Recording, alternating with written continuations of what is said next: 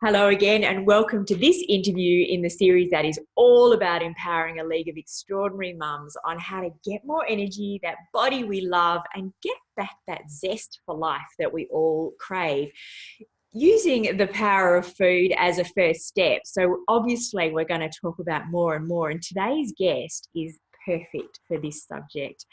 Alexx, thank you so much for being here. If I can just introduce a little bit about you. Alexx is the author of Low Tox Life and the founder of a thriving online education hub. She's an author, columnist, speaker, and consultant at the forefront of a movement that is non-judgmental and tough on the system that got us here. Thank you so much for being with us today, Alexx. Thanks for having me. It's wonderful to be here. I'm really excited about this interview. I know that, before we hit record, I was saying that I ummed and ahed a bit about this interview series and, giving people even more information about food, because we're so inundated with food stuff all the time at the moment in the media, and there's so much conflicting information. Oh, absolutely. So what we want to do is just give mums some first steps, cut through some of the confusion. We'll talk about some of the myths, and with your permission, we'll also look at some of the stuff that we need to pull into the picture that's not just food, but some of the other low tox ideas that you talk about as well. Yeah, for sure. Can we start with your story, Alexx, and how did you come to be doing the work that you do? Purely by accident, but by divine inspiration as well. Like the two things ended up kind of fusing. So I, when I was out of school and out of university, I went into a career in cosmetics, got promoted quite quickly, and left cosmetics because I literally couldn't explain it for myself at the time, but I felt allergic to the job, to everything, just couldn't be there anymore. Yeah. And, in your early to mid-20s, when you've just not really even had time to think about whether you would choose to do something, as opposed to kind of that lovely ego of, oh, let's promote you. You're so enthusiastic. Let's keep giving you more. It was a really fantastic first realization that you could make choices around your career, and very definitive ones, even if the choice at that point in time was, I just can't be here anymore. I need some space to think. So left that. And of course, naturally, the next step was to become a singer in a nightclub. And it's a very clear career progression there that my mum was thrilled about. And I just, because I had always sung at school and I really loved singing. I'd done musical theatre at uni. So I started singing, and in between the sets, because you'd always have like a good hour between like going on and singing another few songs and then having another break, I would chat to the bartenders. We all kind of became friends, and they would always be trialing like exciting different concoctions on me, and I'd be like, oh, that one's nice, and how'd you put that together? And then I thought, well, singing in nightclubs isn't really quite making me the money that I was making in my corporate career. I need to fill this gap. And so I started bartending, and a few years later became a really well-known celebrity bartender. Okay, I didn't know that part of your another random career tangent that was flying all over the world, winning cocktail competitions and creating drinks for all sorts of people, and running a beautiful little bar in Sydney that was sort of the bar where all the celebs and authors and journalists and everybody would come to drink, and it was just wonderful, so much fun. But scrubbing down fridge doors at 2 a.m. took its toll on me, and I started consulting in that space. All the while I had a personal journey going on of health, having tonsillitis multiple times a year, taking antibiotics multiple times a year. And then just starting to realize, when I eat certain foods, I feel funny, I get bloated. What's up with that? And, of course, that antibiotic cycle plays a huge contributing role to those sorts of symptoms that start to come on after years of use. But you don't know all of this. You just know you've got really crappy tonsils that need sorting out now. And so you take them. Until they stop working, of course. And that was quite scary when I was on the 3rd round of the strongest antibiotics you could be on, and they just didn't work. And so a girlfriend recommended I go see a naturopath, and I'd never heard of what one of those was before. This was 15 years ago. But I went, and And I absolutely adored Christine over the following years. She sorted out my tonsils. She got me to remove gluten from my diet way before it was cool to do that. And not everybody, I believe, medically needs to do that, but it can be one of those foods that's extremely inflammatory to some, in this case, me. And even though that was devastating as a half Frenchie who loved her croissant quiche and all those sorts of things, it actually is the singular biggest change that I've made in my life that landed me where I am today. Wow. Guarantee you, had I not been told that I had to go gluten-free, I would have never started reading, well, or certainly not for a long while yet, started reading food labels and ingredient lists to find where the gluten was to avoid things. Yeah. That would never have opened my eyes up then to, well, what's all this other stuff in here that I've been eating? Which never would have opened up my eyes to the idea that if I eat produce, it's far less complicated and I just actually have to learn what to do with it, which never would have then meant that I started cooking and learning how to put flavours together like I knew how to do so well with drinks. It was just kind of this beautiful natural progression from there, and I started to love being in the kitchen of the bar that I worked. So they would let me go on the dessert station and help Zach put the desserts up. And so I would just be learning all these things. And they knew that I had this gluten battle. So the chef was teaching me about the different weights of flours and how they impact baking.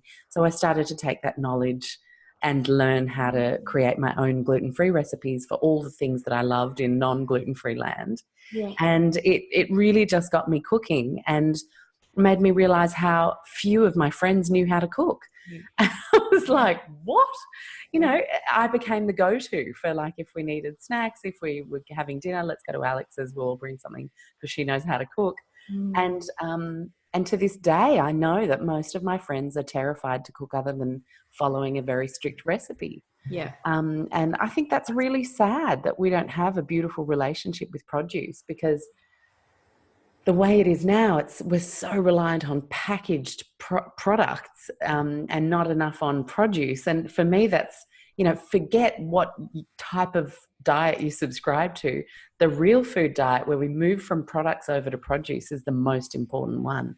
And that was the foundation of my realizing I wanted greater transparency in the day-to-day things I was choosing, which then naturally spilt out over to looking at what I was putting on my skin, looking at what we were cleaning our home with, looking at what we were surrounding our home with in terms of textiles, furnishings, flooring, paints, you know, all the sorts of basics that we make decisions around every day. And yet we make decisions based on price and cute labels and not so much on what's in them. Well, that's how I choose my wine. Yeah, well, yes. I mean, to be honest, it's quite often how I choose a wine if I'm not sure and I want to try something new. Pretty label, medium price point, done. Alex, was your mum a cook? Did you grow up with home-cooked meals? Half and half. We were very much convenience kids of the 80s. Yep. And mum, our family, when I was one, we moved from London to Chicago. Yes. So that was sort of 1976 to 1980. We lived in Chicago. And that was the rise of feminism, amazing movement that has given women so much. But we can't help but look at what it's taken away from the family home in the process of that, because processed food companies come in, see that the women are working, see that they're not having conversations, like see that the men aren't going to all of a sudden start cooking half the meals in the 70s. It just wasn't going to happen overnight. So they saw a massive growth opportunity for their businesses to start creating ready meals, packed mixed stuff that you just needed to add one thing and put it in, and then the microwave was born, making it all even easier, even more disconnected from our foods. So I think the fact that we were in Chicago at that time means that we kind of naturally just got swept up in how exciting all this new easy food was, because there was no analysis around what was in the food. And even the first sort of easy ready meals weren't too bad. I mean, they were frozen and that was about it.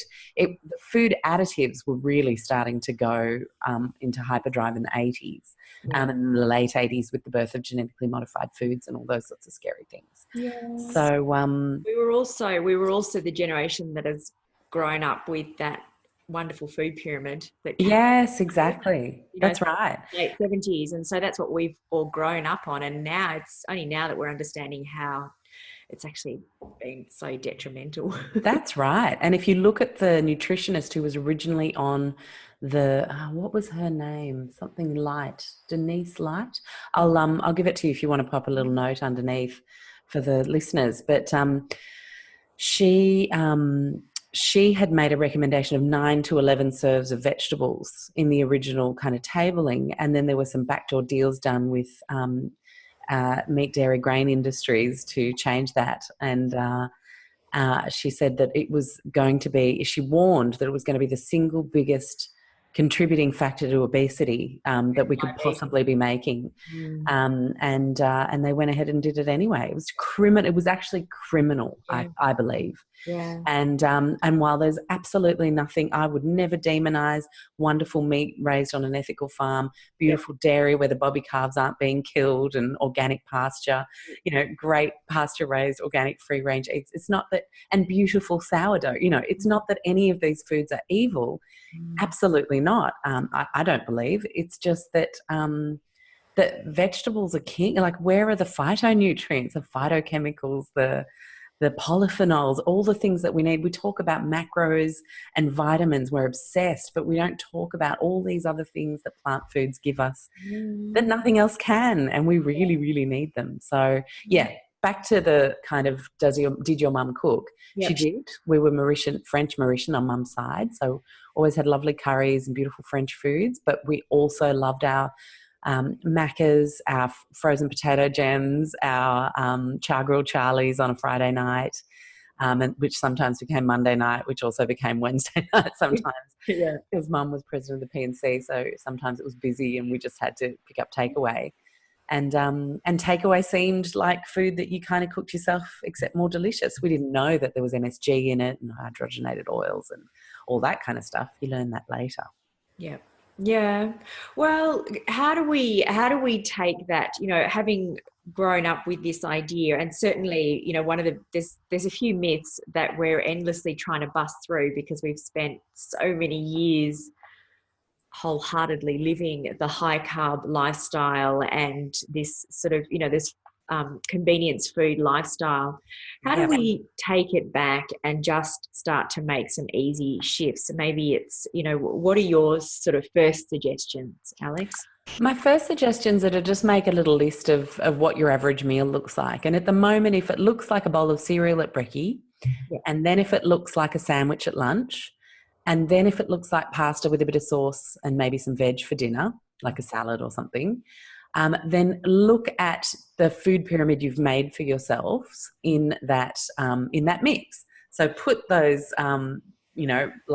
grains at the very, like this huge bottom, and then go up and kind of make your own ratios of where you're at.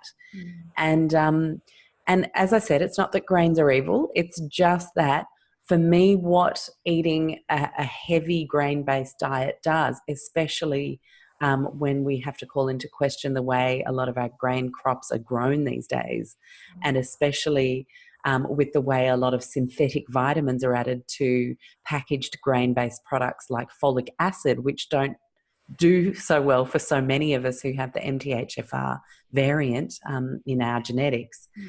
We can't process folic acid, so there's no point in putting it in there. In fact, it's detrimental to us, and we're still not going to be able to make folate from it. So, think about all of that and think, actually, what your main goal here is to start increasing the variety of food which you eat. Forget following dietary protocols. It's going to be too complicated. You're going to feel like you've failed 3 weeks in. You're going to feel like, why aren't I getting the results of all these amazing people with six packs? It's going to make you feel like you're comparing yourself to everybody else who's doing a better job than you. Forget about it. And actually just think, okay, if I'm having those 3 types of meals and I'm having grainy snacks, let's start with the snacks. A, I don't believe that we really need to snack if we get our meals right. But B, if you're having like just a few crackers or some succotash or those sorts of things for a quick tide over, then swap those. Make a whole big stack of carrot sticks, capsicum sticks, celery sticks, cucumber sticks, chuck them in a Pyrex in the fridge, ready to go. have a couple of beautiful dips on rotation that you really love the taste of, whether it be hummus, whether it be smashing a quick half avocado with a bit of sea salt. Simple, like so simple. And do that on a Sunday night. If you're going to do avocado like that, though, you have to press some parchment paper right onto it so it doesn't go brown, because that's yuck. And lemon juice. You can use lemon juice as well. Some people don't like the tang, but whatever you fancy. And then that's the snack. So at least you've started to add some nutrient variety in between your meals. Yep. And what's wrong with snacking on a piece of fruit? Eating fruit is just so delicious. It's nature's candy, a beautiful sweet apple, a yummy mandarin, a couple of slices of watermelon, just increasing our plant foods instead of being quite so grain heavy. Yep. Is really where I would start. So add a piece of fruit or two in a day, and add those veggie sticks in a day. That way, at least while you're trying to figure out how to learn to cook a bit better, how to learn to mix it up at breakfast, how to learn to not have sandwiches be the go-to at lunch, that's your first base. Yeah. Second tip is let's switch out that sandwich at lunch. And the way that I do that is, it doesn't mean you can't have a sandwich, once or twice. This is not about demonizing food. Once again, this is about increasing variety. And if you just become kind of obsessed with how much variety you can put into your day's foods, then that alone is going to be such a huge impact for you. And so for me, that would mean if you're cooking one tray of roast sweet potatoes at night to have with a roast chook or some pan-fried steak or whatever you're having, cook 2 trays, and then that second tray becomes the basis of a really good chunky salad with a little bit of the chopped meat from whatever you had the night before, or a boiled egg if you didn't have that type of protein, or even just a little tin of beans if you're vegan or vegetarian. And then add some rocket leaves, add some avocado, goat's cheese if you fancy getting a bit posh. And I always love going with some spring onion or fresh herbs, because that makes it feel really posh to me. It feels a bit more cafe. Walnuts are good. Walnuts are great, absolutely. So, but the fact that you had that sweet potato roasted, cold and ready to go, and a little bit of meat left over. So instead of cooking 500 grams for a family of 3 or 4, cook 700 grams and have a couple of lunches worth. Then you've got the basis of something really fast, mega nourishing, that you can chuck in a Pyrex if you work in an office, or you can slap together in a bowl if you're kicking around at home. And then that way, look at that. You've just changed your snacks over. You've changed your lunch over. No skin off anyone's nose, no increased cost, no increased effort, with a bit of planning. And then you've just got let's make your cereal, maybe perhaps a better brand, a muesli that's got a few more nuts through it to increase the nutrient variety that way. And then just make dinner, sure, it's fine to have a bit of pasta, rice, whatever you like to have. Those carby meals, often of a nighttime, wonderful for adrenals and sleep, especially for women. But don't go overboard. Make it a fistful size. And what can you increase? What are your favorite veggies? Can you chuck a whole bunch of zucchinis in, slice them in half, roast them, which means you get to forget about them for 20 minutes instead of watching something steaming and worrying it's going to overcook. And then you've got some beautiful roast zucchini to chuck through that pasta or that rice. Just thinking about variety. If you always buy cashews, get almonds next time, then macadamias, then pecans, then walnuts. Always thinking variety means you actually sort of joyfully force yourself into a curiosity position instead of I have to eat healthier. That's never going to make us motivated to actually eat the food that serves our body. Whereas, what can I try that's different? What can I buy that I didn't get last time? What does that even taste like or look like when I put it through a meal? Curiosity means joy. Whereas I have to eat better means restriction, means change that you might not be ready for, means stress, means how am I going to fit this all in? Whereas just leading with curiosity and variety, I think, is a much better way to play it. Yeah. You talk about nature's lollies with fruit. I get that from roast veggies. You talk about that roast veggie salad. Same. Roast pumpkin. Oh my gosh. Yeah, it's delicious. Yeah. All roasted veggies is just my idea of, nature's lollies. So if we go back to that, there was that team of nutritionists that put together the original food guidelines that were then stuffed around with by the agriculture department and turned into our food pyramid. The Mm. original guidelines talked about not more than 2 serves of carb in a day. And more than that is what is sort of caused our epidemic of obesity and diabetes. But just as a guideline, I feel like it's not about getting it right every day or beating yourself up if you have a bit more than that occasionally, but just as a guideline to work towards. You talking about how we look at our snacks and breakfast, lunch and dinner, that no more than 2 serves a day is kind of what I have rolling around in my head. If I think about what's for dinner, well, if there was carbs in our brekkie, then I think about something different for dinner. Just as, yeah. Is that how you think about it a little bit, or?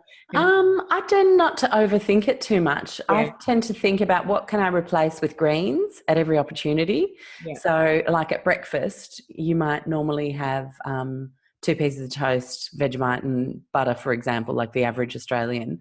I would have 1 piece of a grainy kind of seedy, dark almond-based toast. So there's a lot of nutrient variety in that loaf.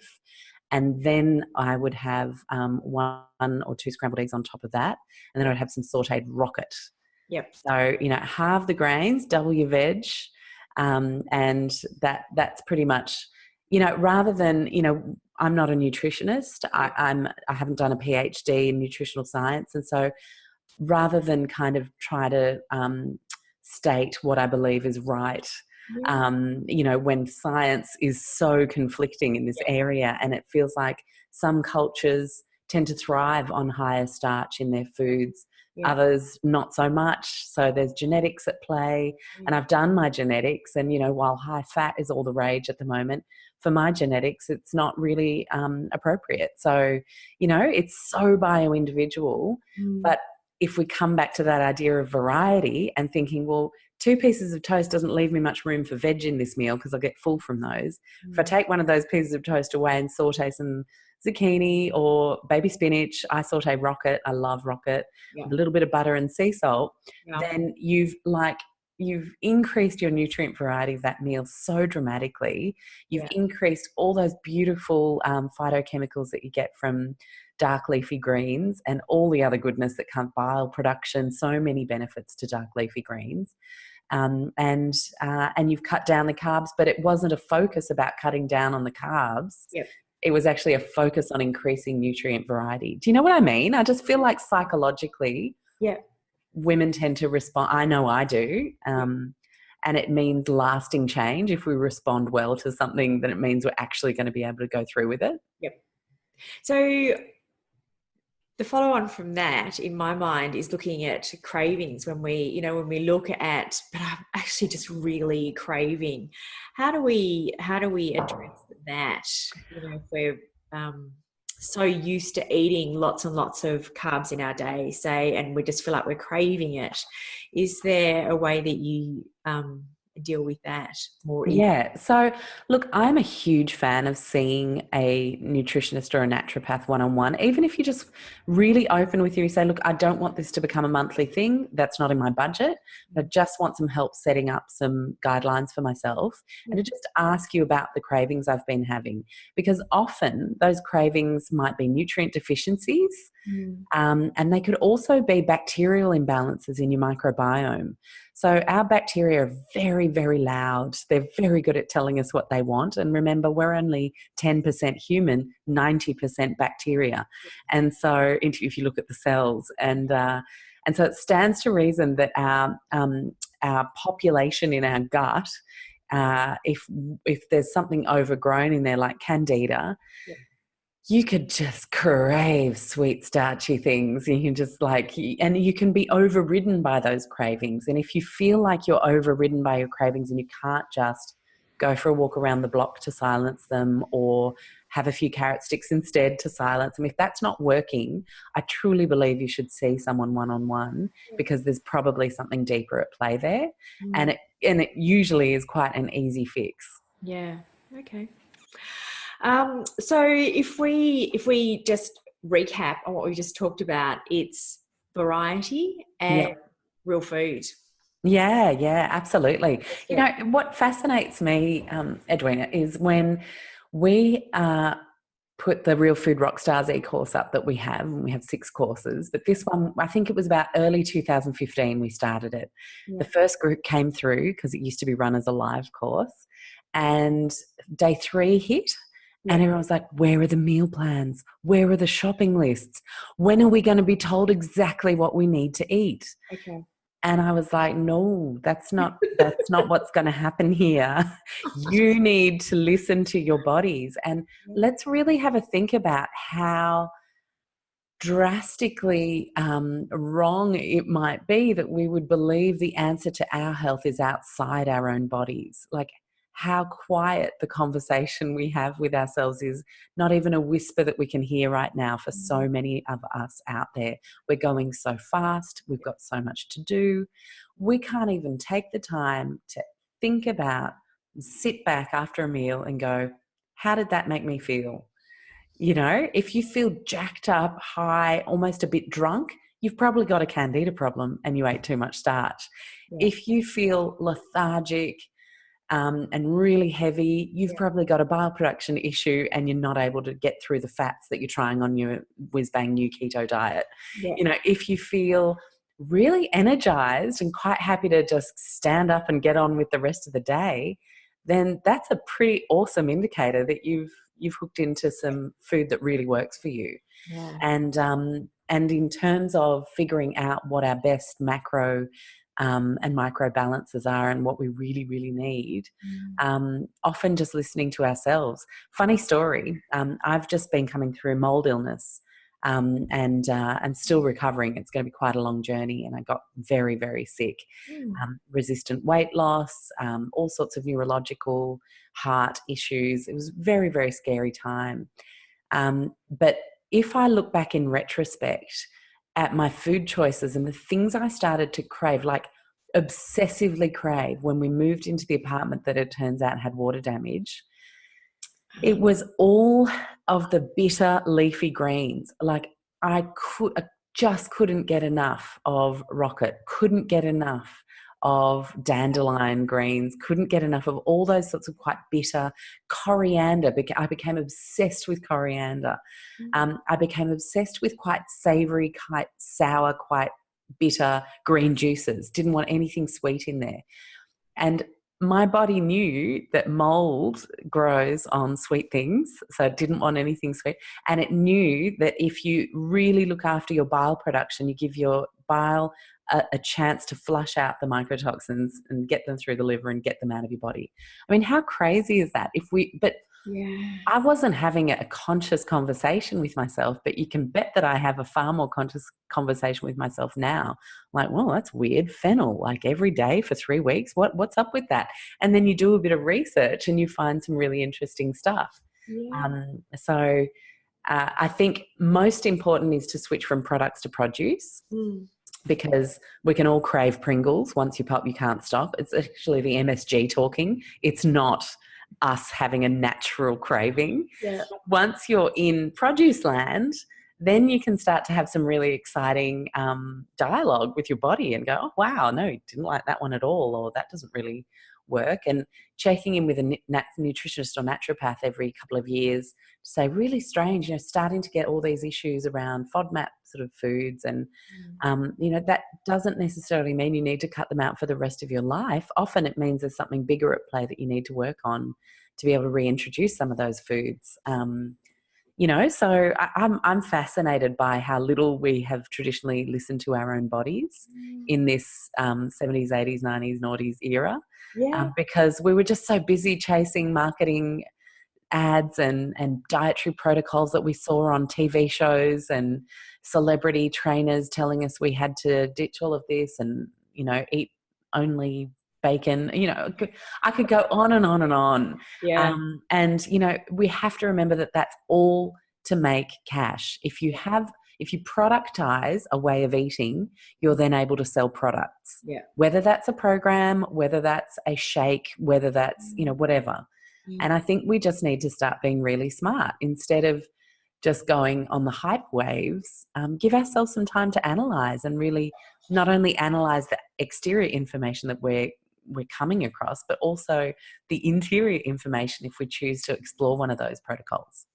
It's all part of this really busy life, isn't it? It all seems to come back to this busyness and not allowing time. So we fall into the trap of convenience foods and eating the wrong things because we're so busy we don't have time to cook. And it's also that not stopping and actually hearing what's going on in our own bodies or acknowledging. And I think another part, just while it's in my head, another part of that picture is the normality of chronic ill health. Well, I just get headaches. Getting headaches every week or every month, it's actually not normal. You're not a headache person. There's something, your body's telling you something. And this, normalizing ill health is another thing that we see, more and more of. It'd be lovely. Yeah. Stop and listen. Yes, that's right. Just stop and listen. Yeah, so we've spent most of our time together talking about food. Are there some other bits that you would like to add in here that are also really important pieces of this low tox lifestyle that we're aiming for? I think, food is often where people start. It's certainly where my journey started. Yeah. It's what we're putting inside ourselves. So it's certainly the most intimate impact that any better choices for us or the planet make. But often I find people tend to make more successive change if they realise that it's bigger than them. So like this whole first world problem, Nick, is in a not situation we're in right now where, we're so obsessed with self that we chastise every wrinkle. We chase after every line with Botox. It's so about ourselves and how we look. And, it's so inflatedly focused on the self that sometimes I think the best thing we can do is think about the impact that making better choices also has on the world that we live in, whether that's our personal care, cleaning products, all that sort of stuff. That's a whole separate 3-hour chat that we could be having on that subject. Yeah. But, to just kind of think about the psychology of change, like think about what eating that produce does. Think about so many people who can't ditch the junk. I always issue a challenge. I say, think about getting really intimate with what those ingredients are, what the company is that's made this product, what their values are, like literally download their shareholder agreement and statements. Have a look at how they pay their lowest paid factory workers. Have a look at how much they paid certain politicians to vote certain ways, because all of that's online.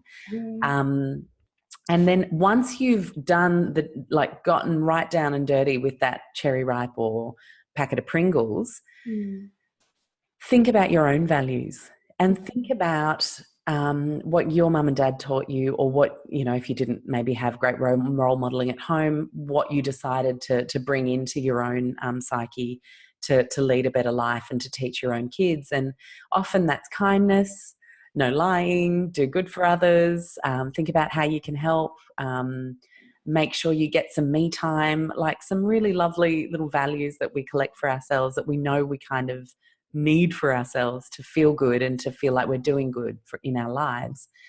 And then quite often we'll realise that those values that we've created for ourselves that we believe in so strongly don't match up with the values of half the stuff we're buying for our homes if we think about the companies and their values. Yeah. And so for me, that is just one of the most exciting psychological journeys we can take ourselves on, because it becomes impossible to wish you could have Pringles once you know how they're made, the research that went on to achieving the bliss points in the brain to get us addicted to, no good, honest, loving person would do that, knowing the ingredients could cause health harm and environmental harm if you look at the pesticide, herbicide, genetically modified ingredient story.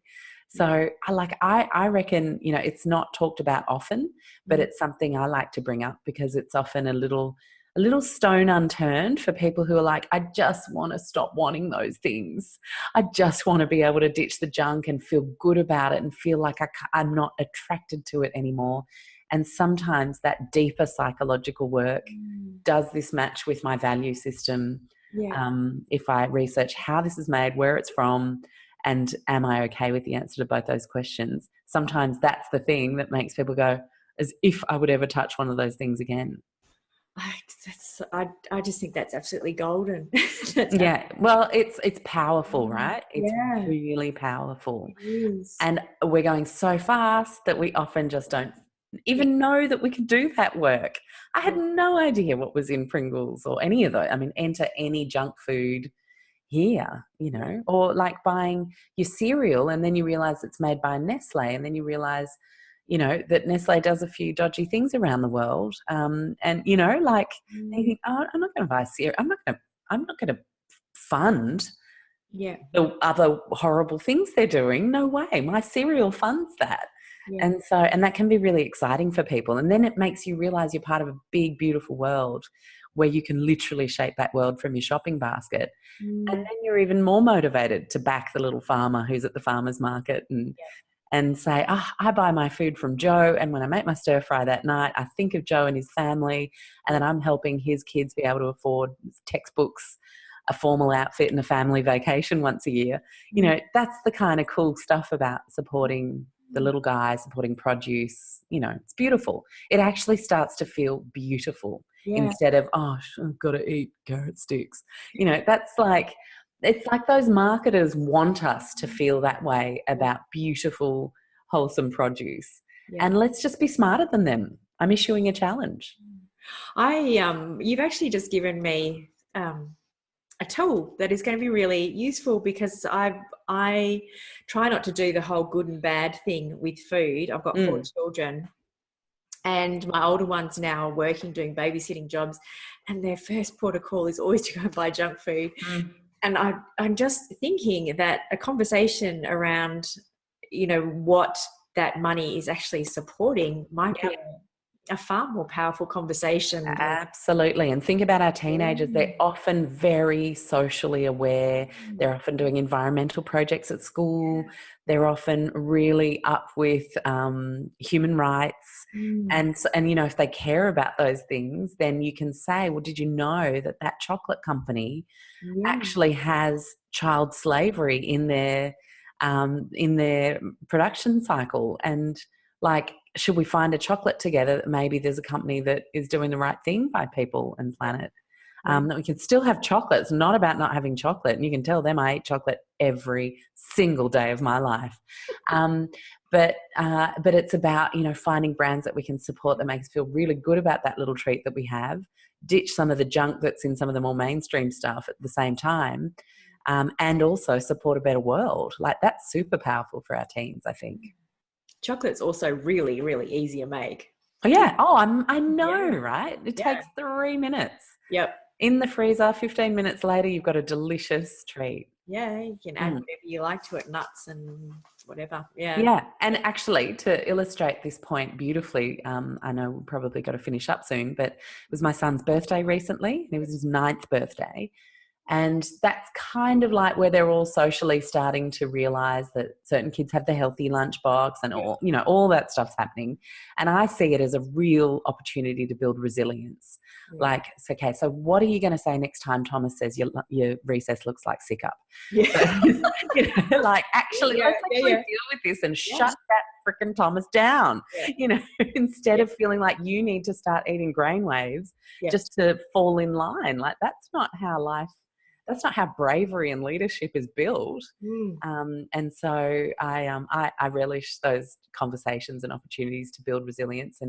But even I crack sometimes, even I feel weak sometimes. And it came to planning this party, and I was like, maybe I should just get a few like little snakes and things, and it's just a lolly bag, just so everyone feels like, you know, Sebastian's a cool kid. And I was like, Sebastian is a cool kid, damn it. Like, I talked myself off the ledge.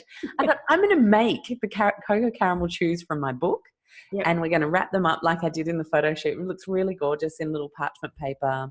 So proper, like old school, old fashioned looking caramels.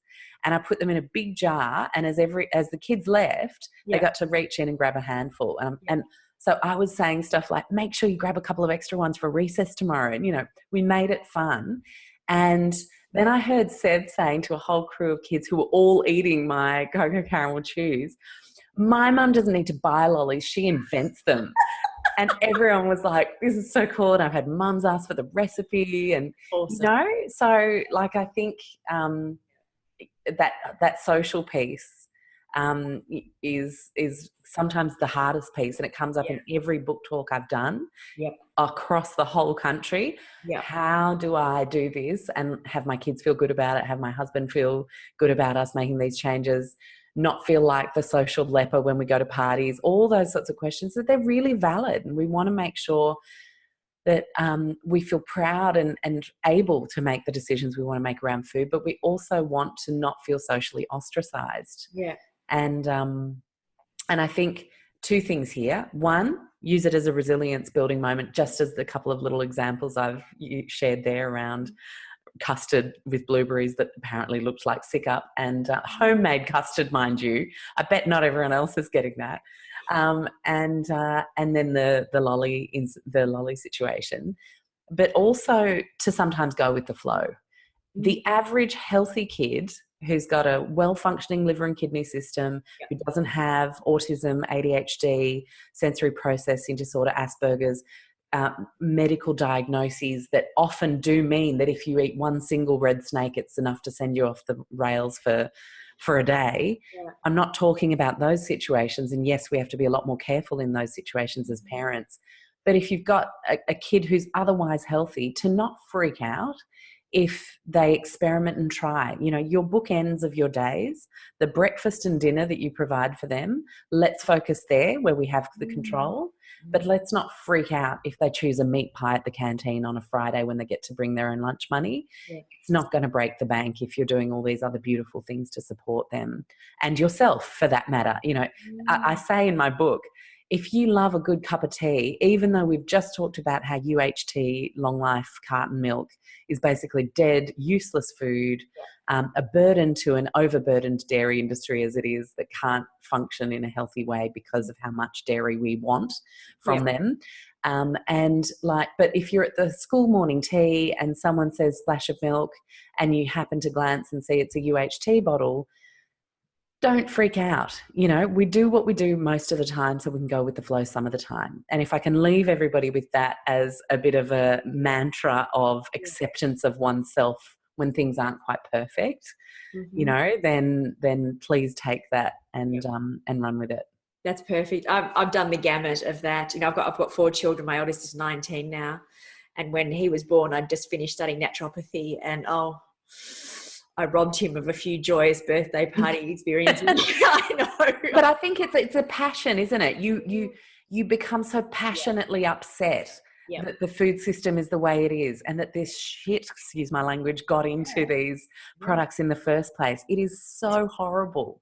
And our sense of justice can be so lit up, and you can be so passionate that it's natural to want to strive to just remove it all. And I think in my own journey in the beginning, I would be lying if I didn't say I had a few months where I was a real purist while I was trying to figure it all out for myself.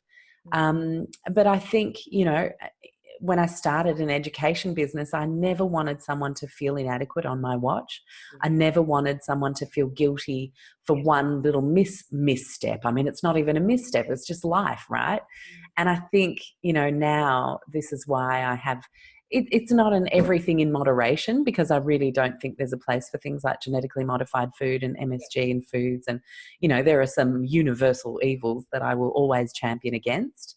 But how about like stop looking at it like mistakes and start looking at it like sometimes you just go with the flow and forget about it. Yeah. The gelato in the summertime because all the kids are on the beach having a gelato, like, you know, just let little Jimmy have the gelato. Like, just go single scoop, you know, if that's your compromise. Go with something that doesn't look bright blue, perhaps, you know, as another compromise. The rainbow. Yeah, you can always make a great like a better choice within a limited offering, you know, kind of like a buffet at a barbecue. You might just skip the brightly coloured orange dusted chips and go for the plain popcorn. You know, there's always a better choice you can make, and we can teach our kids to make those choices without, you know, shutting them off to some of the joys of just going with the flow in life. Yeah. Love it. That's absolutely perfect. I know you've got a little gift for our audience. I do. You've got a minute to tell them about that, please.